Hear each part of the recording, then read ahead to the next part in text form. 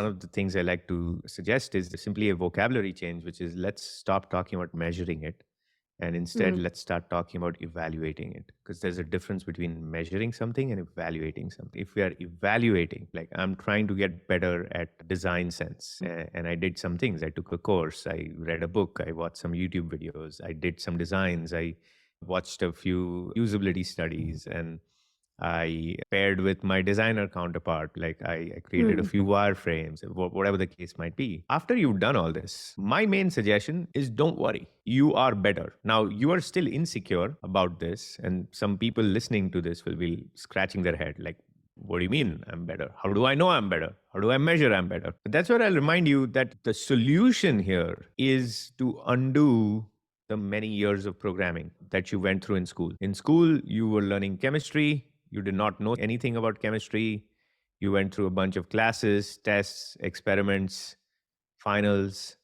You got Mm. a score. If that same final you'd taken at the beginning of the year, you would have got nearly a zero. Now you got a 98. So you have been programmed to think, oh, my competence in chemistry has gone from 0 to 98. The first realization I want you to have is no, actually, your competence in chemistry did not go from 0 to 98. I'm sorry to tell you, because the way the system works, you might still be fairly incompetent in chemistry. You happen to get 98 because you studied to the test and you played by the rules and you did all the right things.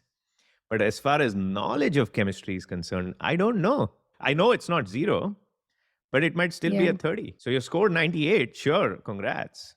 But maybe your competence in chemistry is 30. And maybe somebody else who got a 75, their competence is 90, especially for us high achievers who've done really well in school. This is just a hard concept to Yeah. internalize. So we have to get rid of that programming. If you did these things with design, with enthusiasm, with interest, with curiosity, if I were your manager, I don't need to measure.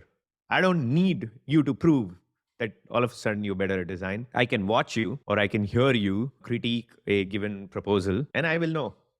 Yeah, Mm. clearly in the last 2, 3 months, you're pointing out things that you never pointed out before. You are arriving at solutions that you weren't arriving at before. You are raising arguments about user perspective that would have never come up to you before.